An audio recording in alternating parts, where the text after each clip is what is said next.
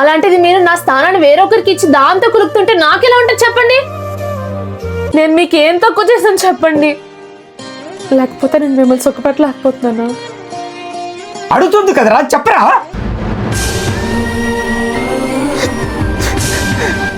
నన్ను క్షమించుమా, నేను చాలా పెద్ద తప్పు చేశాను. ఇంకెప్పుడు ఈ తప్పు చేయదు. నన్ను నమ్మమా.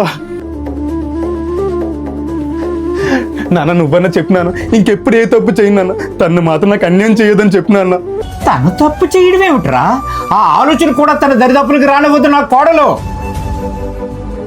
ఇందాక నుంచి ఫ్రెండ్ అంటున్నావు కదా, వాడెవడో కాదురా, వాడు నా స్టూడెంట్.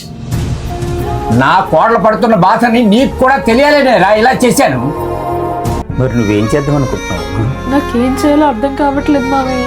ఇలాంటి మనుషులు ఎవరు చెప్పిన వినరమ్మా. ఆఖరిక దేవుడు వచ్చి చెప్పిన వినరు. అందుకే ముళ్ళును ముళ్ళుతోనే తీయాలి. నేనేం చెప్తున్నారో నాకు అర్థం కావట్లేదు మావయ్య. వాడు వేరే దాని వల్ల నిన్ను వద్దనుకుంటున్నాడు. నువ్వు పడే బాధ ఏంటో వాడికి తెలిసేలా చెయ్యాలి. చేస్తాను కూడా.